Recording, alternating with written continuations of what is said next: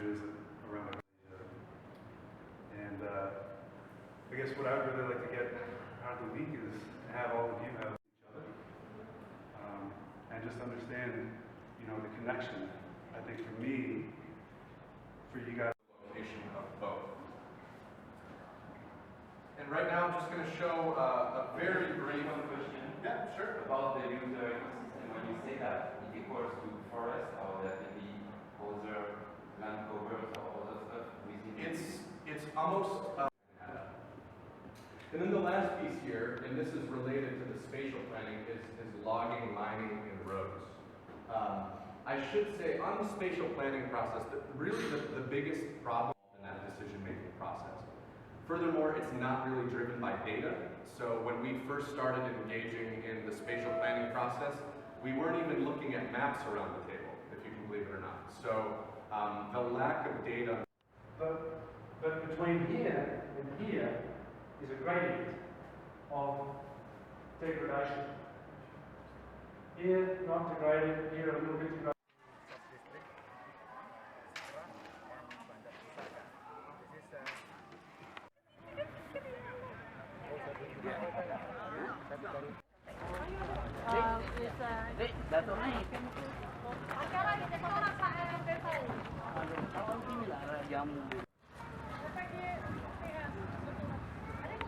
Also inside the Philippine one plantation. Outside the PTPN. Outside the PTPN, yeah. It's for me a good way to see what you are doing, to see what are the concrete results of your program. It's important for us because not a lot of persons know oil primarily in our group, and it's important to reassure them that we can have concrete results and make the supply chain and change with those programs. If we don't comment them, they belong to stop to use primary. We don't use primary. We use kernel primary. No.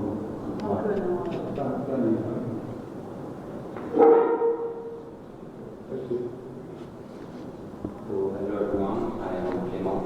I'm the head of sustainability for the Aceh group, which is a French group specialized in oils and proteins. So we have various activities ranging from edible oils to renewable energy, biodiesel, but also oil chemistry. Oleum is actually a part company within the Aceh group. We also active in animal feeds and other growth sectors. So it's quite, we do use palm oil for various activities, so oil industry, biofuel, but also for animal feed, biodiesel, and soaps, because we have a company doing marbles, making palm oil. Another various activities, so I'm in charge of coordinating the sustainable ban policy across those various companies. Yeah, we are very happy with the trip. It's a very good opportunity for us and for me, in particular personally, to better understand what are the realities on the ground. I have been working on the implementation of the ban policy for the past 3 years now, and really I was looking forward to see it for myself. And it's an important step right now for us because we are transitioning from buying credits to being involved in more on-field actions like this program. So in the near future, we could get more competing and other programs.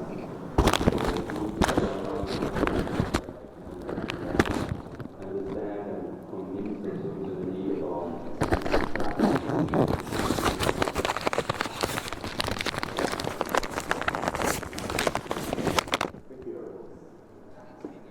Significantly, I'm the global head of sustainability for a group called Gladys. So actually Claris is a group based in the UK, produces, but it's owned by Turkish shareholders, sorry. It produces biscuits and chocolates.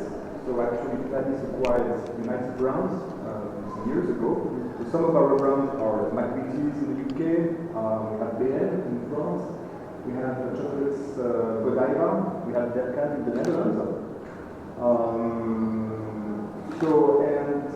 One of the main reasons why I'm here today is because actually I started working for this company 2 weeks ago. So it's part of the induction process. Welcome. I have personally 20 years of experience in the area of sustainability. I worked as the head of sustainability 60 years for a company called Dole Food Company, which is an American company producing tropical fruit, bananas and pineapples. And then 4 years for a company called Thai Union. So I was focusing on fish. So palm oil is something quite new to me. So this is a good opportunity to become more familiar with its production, with the challenges, the opportunities on the ground, and also, and very importantly, to meet with the local stakeholders. Hi, I'm Marianne from Orion. So Annie is my colleague, and Clément is Avril is our shareholder. Clément is, we work together on sustainability issues, but also on the farm policy for about 2 years now. And yeah, of course, we want to contribute to non-deforestation together with customers. So Givaudan, Mars, Yves Rocher are also customers, and also with our suppliers to help to support these projects. But what I really like to learn is how we can communicate the story within our company to get even more support, and also that they understand really well, first of all, we, but also within the company, that we can bring the story, and also towards our customers. More and more, we are invited as CSR managers to talk about CSR and palm. But we get more and more also questions for palm-free products, and I believe it's not a solution, but to bring the story and really convince them that it's not okay. This is what I want to learn by experiencing this trip. Okay. Thank you. Hi, I'm Fajar. I'm in APT, Rail for Transformation in Earthworm Foundation. I was work in Aceh Tamiang about maybe 2 years, and I communicate more with local people in several villages in Aceh Tamiang. And also I was focused in social aspect. Maybe we can discuss more about social aspect, and also cultural in most people in Aceh Tamiang. It's very welfare and another aspect. And I'm very glad to see you. I hope we can discuss about the real condition in several villages in mountain area, in coastal area also, and another sites. Yeah. The social aspects that you mentioned, do you mean like land is built, community rights, or versus maybe like a land grabbing, land encroachment, and also conflict horizontal. So not so much about the workers' rights working in the conditions, like the labor issues. Different things. So maybe just to clarify quickly, Charlie. So Fajar and his team do all the work with the local communities, but we also have a dedicated labor team that works on labor issues.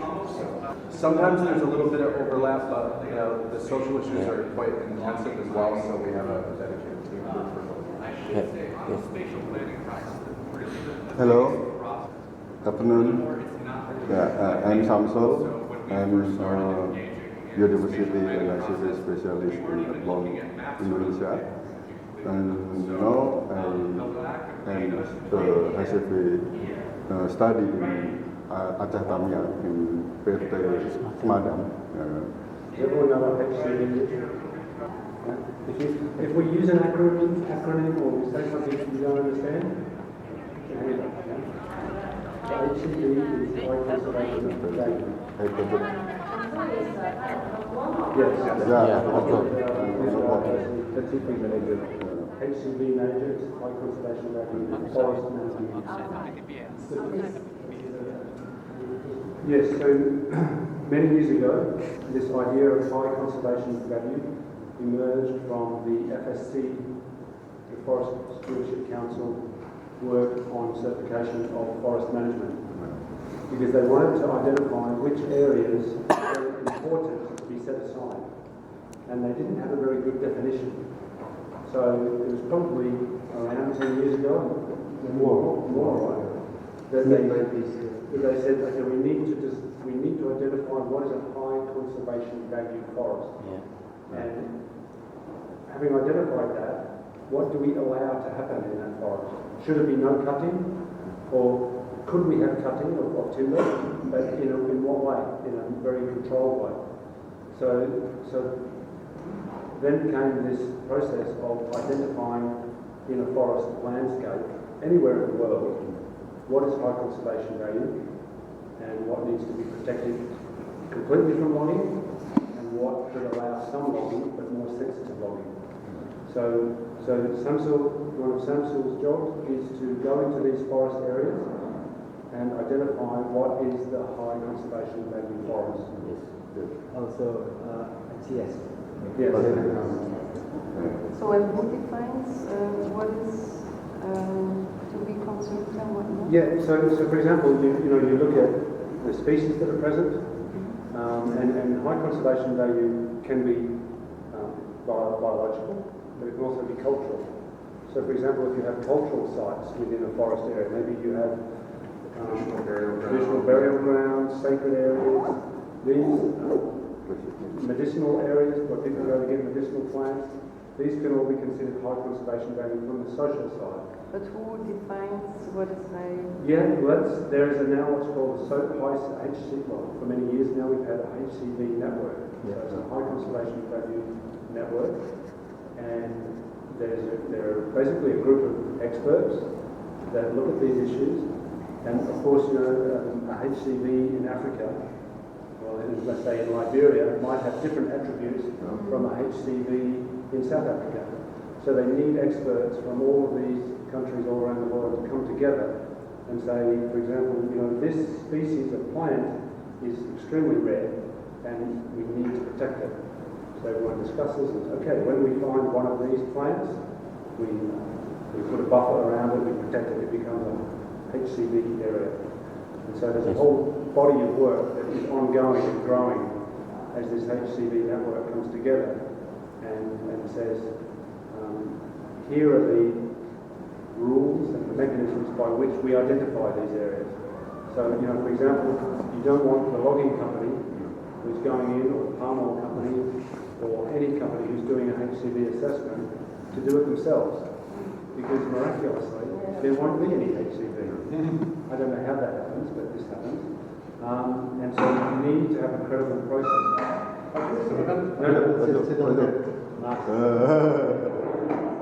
So you must have a credible scientific process that everyone can say, okay, that's been done right. Now, I must say, without going into too great detail, it doesn't always mean that it's done right. There is a long history of HCV experts, consultants, doing HCV studies from their office, and miraculously finding not much HCV in a pure natural forest that has never been logged. Or they say to the company, how many hectares of HCV do you need? Well, we need this much to get certified. Okay, here, and they sign. So like any